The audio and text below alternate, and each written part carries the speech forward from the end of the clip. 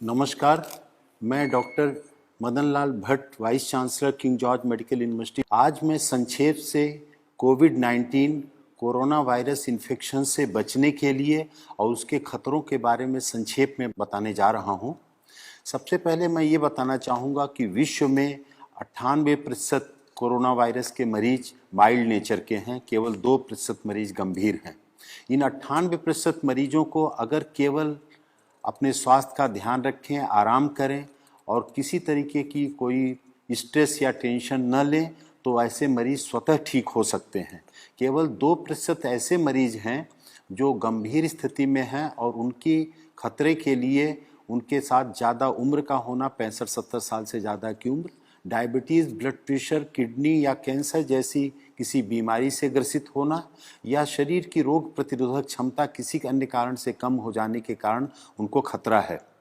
वास्तव खतरा तो 1% से कम है, क्योंकि कम्युनिटी स्प्रेड जो विश्व में हो गया है इस समय, जो सर्विलांस सोसाइटी में हो रहा है कम्युनिटी में, उससे ये देखा जा रहा है कि हजारों हजार मरीज ऐसे हैं और भारतवर्ष में 60 से 70% ऐसे मरीज हैं जो एसिम्टोमेटिक हैं। अगर उन एसिम्टोमेटिक मरीजों को देखा जाए तो भारत में भी मृत्यु दर 1% से कम है। वास्तव में मृत्यु दर तो 3% है जिन मरीजों को देखा गया है, लेकिन वास्तविकता ये है कि अगर सोसाइटी का पूरा सर्वे किया जाए तो 1% से कम मृत्यु दर निकल के आएगी।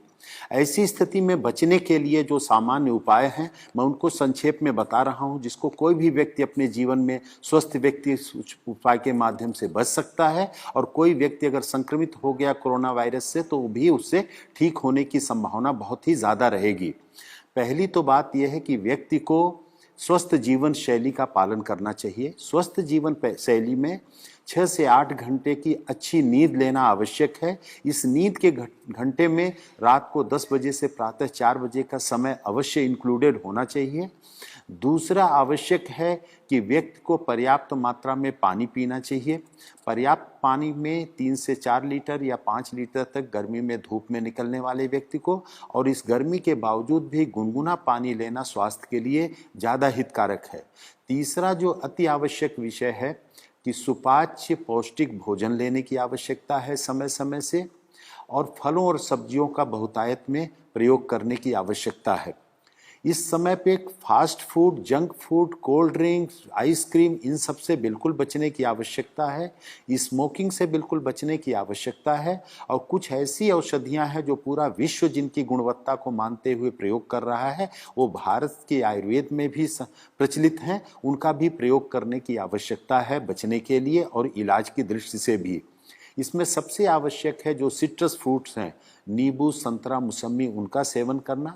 नींबू को गुनगुने पानी में डाल करके अदरक के टुकड़े के साथ अगर उनको उबाल के लिया जाए तो वो रोग प्रतिरोधक क्षमता भी बढ़ाता है और कोरोना में ठीक होने की संभावना भी बढ़ावा देता है। उसके साथ गिलोय रोग प्रतिरोधक क्षमता बढ़ाती है। गिलोय का काढ़ा लेना या अदरक, काली मिर्च का काढ़ा लेना तुलसी के पत्ते के साथ उबाल करके सुबह शाम लेना भी इसमें हितकर है। दिन भर गर्म पेय पदार्थ लेते रहना, जैसे हर्बल टी है या ग्रीन चाय का प्रयोग करना भी इसमें स्वास्थ्य के लिए हितकर है। हल्दी का भी ऐसा प्रभाव देखा गया है कि रोग प्रतिरोधक क्षमता भी बढ़ाती है, वायरल इन्फेक्शन से बचत करती है। तो हल्दी दूध में डाल करके साथ में अगर काली मिर्च को भी प्रयोग किया जाए, खास तौर से हल्दी 4 तो काली मिर्च 1 के अनुपात में अगर दूध में डाल करके लिया जाए तो ये भी कोरोना इन्फेक्शन में सहायक है।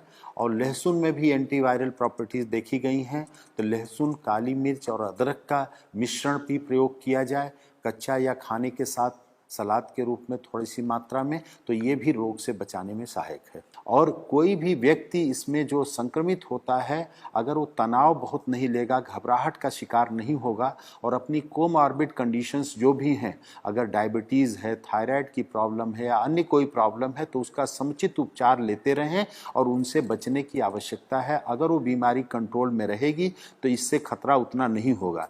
और एक सौभाग्य की बात है कि प्रारंभ में माना जाता था कि गर्भवती महिलाओं के लिए, बच्चों के लिए भी ये बहुत खतरनाक बीमारी हो सकती है, लेकिन जो भारत में देखा गया है कि गर्भवती महिलाएं भी बहुत जल्दी ही शीघ्र वायरल फ्री होकर के डिस्चार्ज हो रही हैं। हमारे किंग जॉर्ज चिकित्सा विश्वविद्यालय में 2 महिलाएं 6 महीने और 8.5 महीने की प्रेगनेंसी के साथ 5 दिन से कम समय में वायरल फ्री होकर के डिस्चार्ज हो गई।